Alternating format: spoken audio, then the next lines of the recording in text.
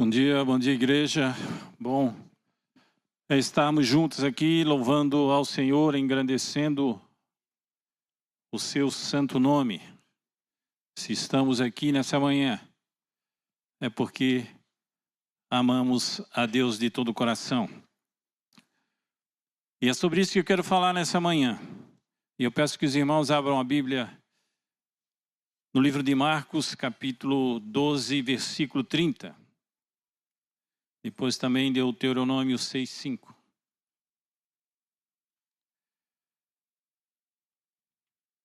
Marcos 12:30 diz: Amarás, pois, o Senhor teu Deus de todo o teu coração, de toda a tua alma e de todo o teu entendimento e de toda a tua força. E Deuteronômio 6:5 fala: Amarás, pois, ao Senhor teu Deus de todo o teu coração, de toda a tua alma e de toda a tua força. Aqui nós vemos, quando Jesus fala sobre isso, quando as pessoas daquela época, os fariseus, os judeus perguntaram para ele, qual é o principal mandamento? Então Jesus disse e leu isso que nós lemos nessa manhã: amarás o Senhor teu Deus de todo o teu coração. Aqui não é uma opção, queridos. Não, se você puder, você ama. Mas não é uma opção. É fundamento da verdadeira vida com Deus. É uma ordem. Amarás, pois, ao Senhor teu Deus de todo o teu coração. E observe aqui que esse texto ele fala da totalidade. Todo o coração, toda a alma, todo o entendimento e toda a força. Então nós temos que amar ao Senhor assim. Toda a nossa força, todo o nosso entendimento, todo o nosso ser, ele tem que buscar amar a Deus em todo o tempo, em qualquer situação da nossa vida. E nós sabemos, queridos, que nós o amamos porque ele nos amou primeiro. Então, esse amor que nós temos por Deus não nasce do nosso esforço humano, mas ele vem de Deus na regeneração. Quando nós recebemos o Senhor, Jesus na nossa vida, nós também somos levados a amá-lo de todo o coração. Porque sem novo nascimento, não há amor verdadeiro por Deus. E é quando esse amor nasce, ele se manifesta de diversas formas. E algumas que eu quero ver nessa manhã, rapidamente.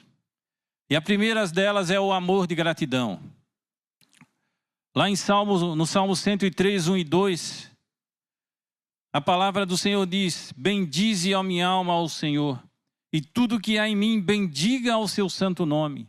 Bendize, ó minha alma, ao Senhor, e não te esqueças de nenhum de seus benefícios.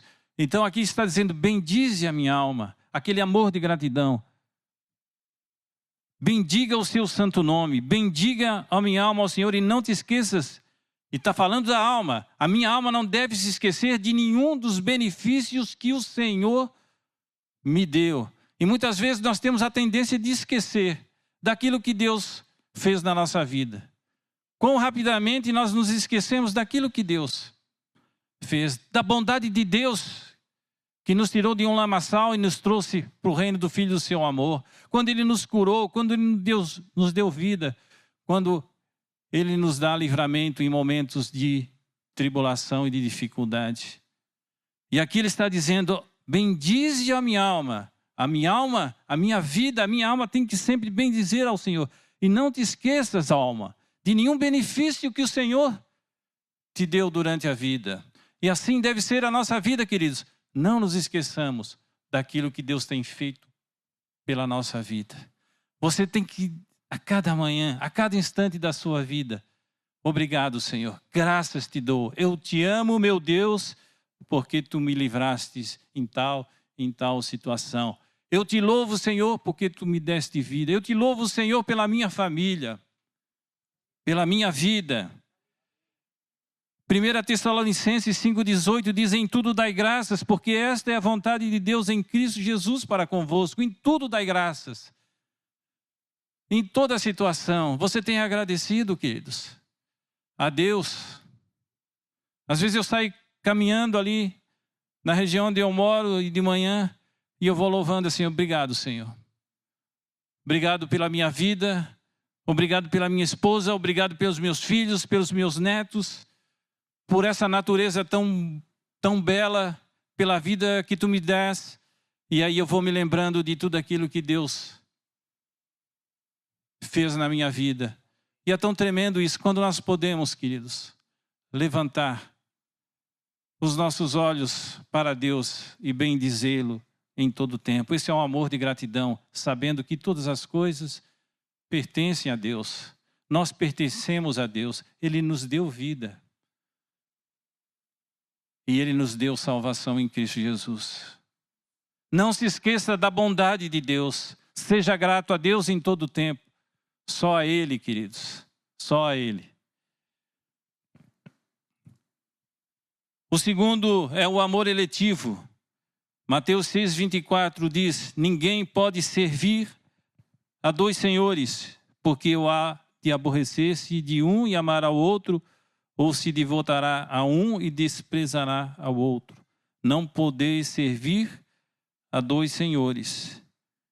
Em 1 João 2,15 diz: não ameis o mundo, nem as coisas que há no mundo. Se alguém amar o mundo, o amor do Pai não está nele.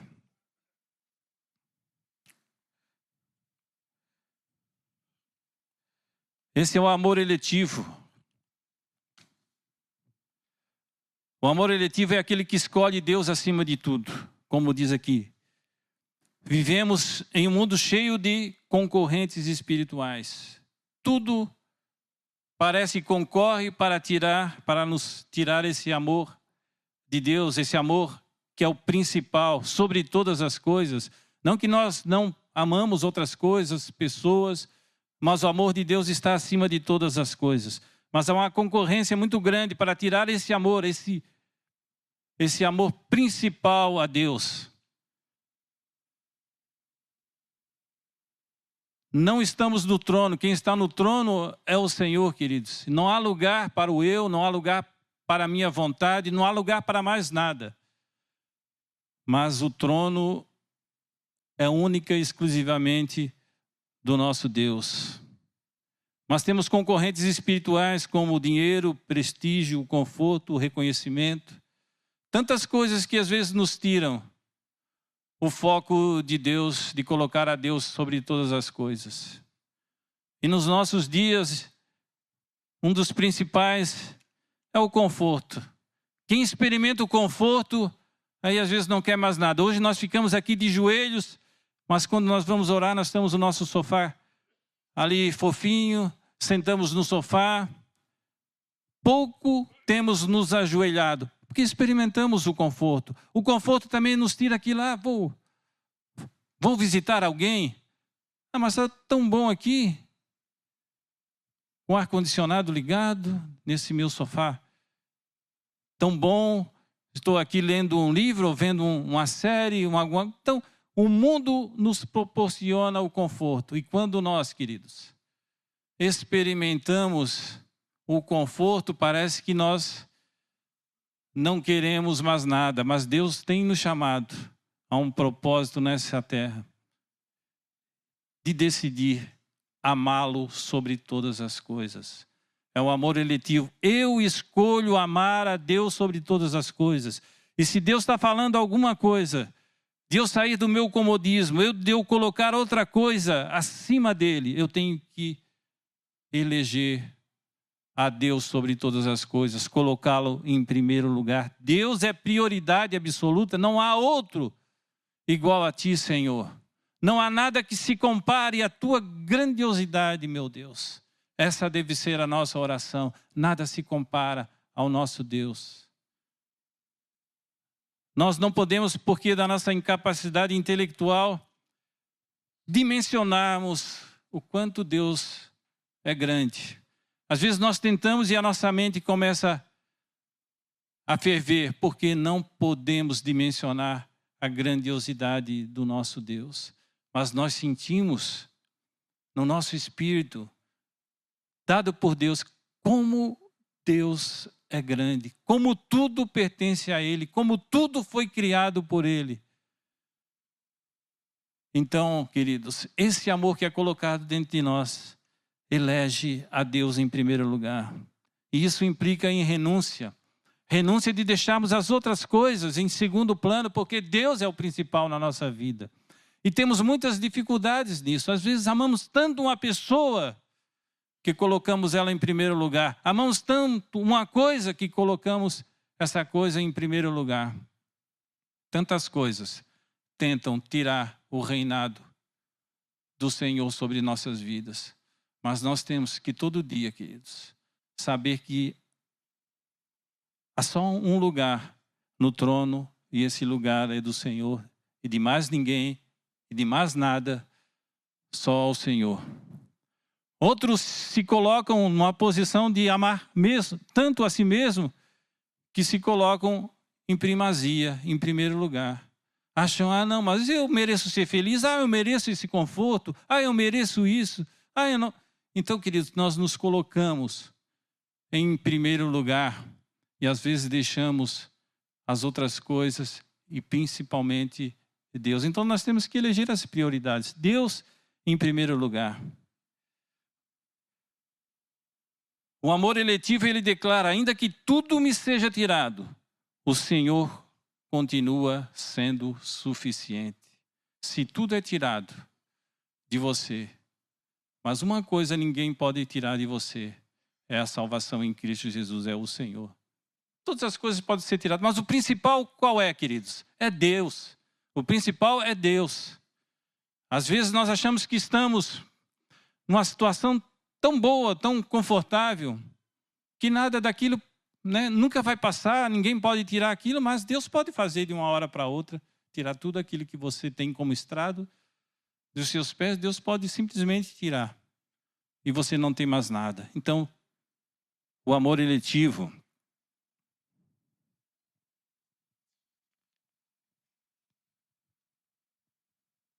O terceiro, queridos, fala do amor complacente. Salmo 73, 25 e 26.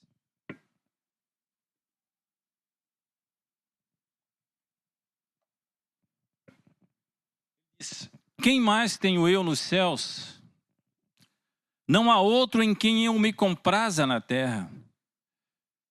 Ainda que a minha carne e o meu coração desfaleçam, Deus é a minha fortaleza, é a fortaleza do meu coração e a minha herança para sempre. E Abacuque 3, 17 e 18. Ainda que a figueira não floresça, nem haja fruto na vide, o produto da oliveira minta, e os campos não produzam mantimento, as ovelhas sejam arrebatadas do aprisco, e nos currais não haja gado, todavia eu me alegro no Senhor, exulto no Deus da minha salvação. E Filipenses 4,11 diz, que Paulo fala, aprendi a viver contente em toda e qualquer situação. Então Paulo, mais do que ninguém, ele passou por diversas situações na vida dele. Um homem que teve uma instrução muito grande naquela época. Um homem culto, um homem rico. Mas por causa do evangelho ele passou por situações muito difíceis. De pobreza, nudez, naufrágio, fome. Mas ele aqui em Filipenses diz, aprendi a viver contente em qualquer situação. Em toda situação ele sabia que todas as coisas poderiam ser tiradas dele, mas o Senhor, ninguém poderia tirá-lo. Abacuque também, ele fala, ainda que tudo possa me ser tirado, todavia eu me alegro no Senhor, exulto no Deus da minha salvação. Que bênção, queridos? Porque quando alguma coisa nos é tirada, quando às vezes nós perdemos uma promoção no serviço, ou perdemos um emprego, ou alguma enfermidade na nossa vida ou na vida de alguém muito querido. Às vezes nós começamos a murmurar.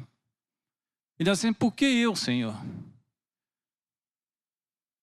Mas a palavra diz que nós temos que estar contente em toda e qualquer situação. Em toda e qualquer, independente. Se tem dinheiro, se não tem, se tem comida, se não tem, se há enfermidade, se não há. Nós temos que orar a Deus para que Deus nos dê cura, abençoe como nós oramos aqui. E Deus, na sua soberana graça, pode fazê-lo. Mas isso vem de Deus. Mas nós temos, o nosso coração tem que estar alegre em Deus em toda situação. Como diz o Salmo 73, 25. Quem mais tenho eu no céu? Não há outro em quem eu me compraza na terra. É assim a nossa vida, queridos. Nós podemos falar isso. Quem mais eu tenho? Senão a Cristo, o Senhor, senão ao meu Deus.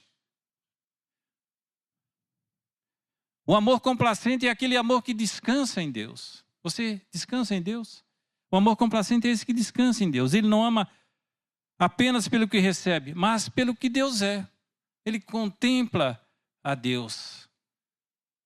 Ele não requer nada de Deus, mas ele ama a Deus pelo que é. É um amor amadurecido.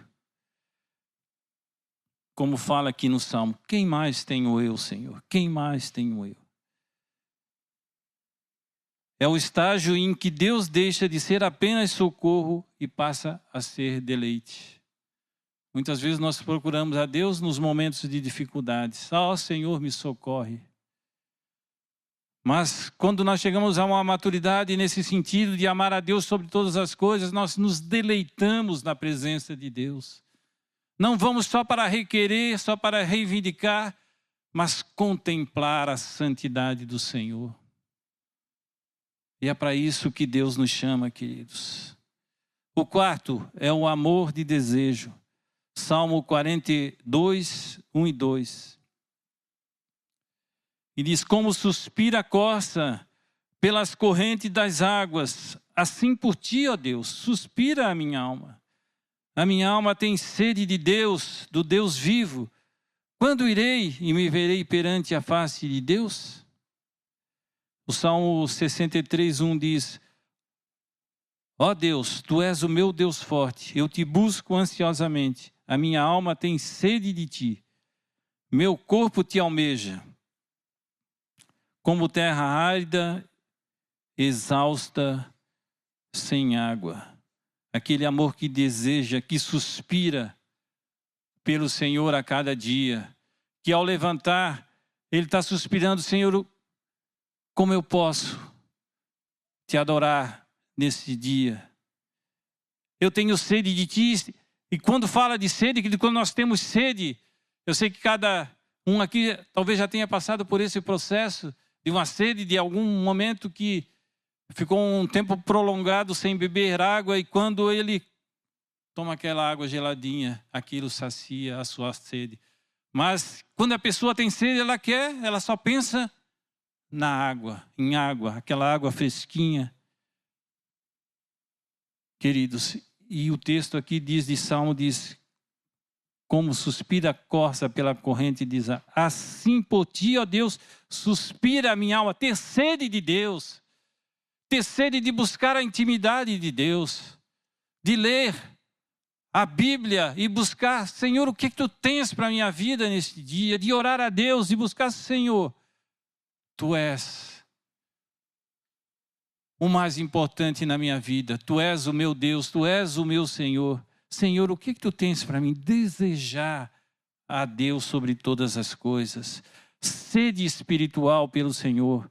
A alma que ama a Deus nunca se satisfaz com uma experiência superficial. Ela deseja comunhão profunda, oração constante, uma intimidade verdadeira.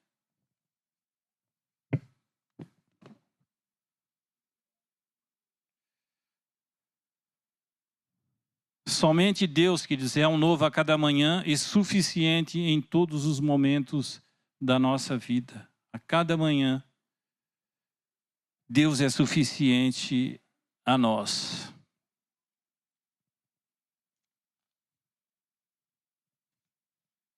O quinto fala do amor solidário, o zelo pelas coisas do Senhor. Salmo 139, 21 e 22. Não aborreço eu, Senhor, os que te aborrecem, e não abomino os que contra ti se levantam. Aborreço-os com ódio consumado. Para mim são inimigos de fato. Não aborreço eu, Senhor, os que te aborrecem. O amor solidário zela pela honra de Deus.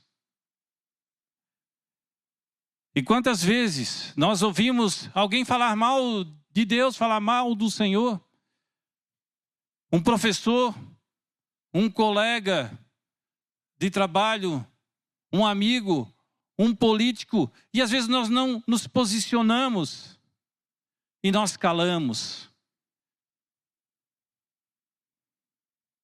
Zelar pela honra de Deus. Como diz o salmista aqui, Davi diz: não aborreço eu, Senhor, os que te aborrecem, não abomino os que contra ti se levantam, aborreço-os com ódio consumado. Para mim são inimigos de fato aqueles que se levantam contra o Senhor. Aqueles que falam mal do Senhor, aqueles que falam mal de Deus, aqueles que zombam de Deus. Queridos, nós temos que nos posicionar muitas vezes contra aqueles que se levantam contra Deus. Mas isso, queridos, nós temos que ter essa santa indignação quando a verdade é distorcida e a justiça é atacada. Esse amor não é carnal nem violento, mas tem que ser firme e reverente, defendendo a verdade e permanecendo fiel, mesmo sob oposição.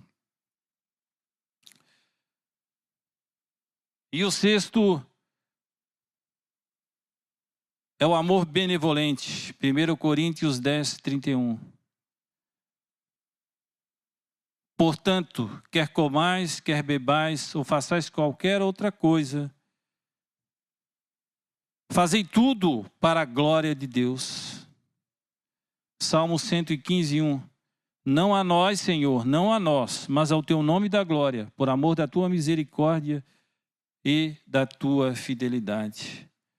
O amor benevolente deseja que Deus receba toda a glória. Ele vive para exaltar o nome do Senhor. Não a nós, Senhor, não a nós, mas ao teu nome da glória. Então toda a glória é devida ao Senhor e não a nós. Devemos sempre glorificar a Deus. Recebemos uma vitória na nossa vida, glorificamos ao nome de Deus, mas de todo o coração. Não aquela, amém, a glória a Deus. Não, mas sabendo que Deus é que deu, queridos. Temos que ter isso no nosso coração. Que tudo que temos foi pela graça de Deus, não por nós, não pela nossa inteligência, pelo nosso esforço, mas Deus deu.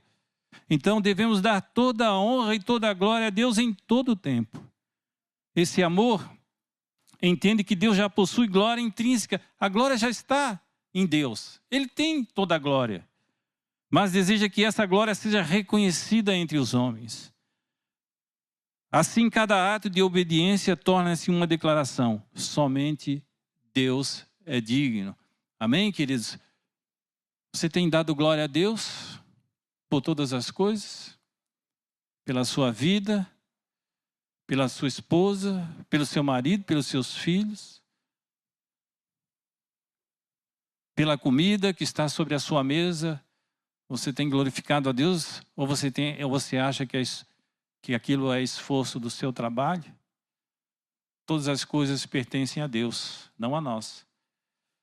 Mas ao teu nome da glória. E o último, queridos, fala do amor de adoração.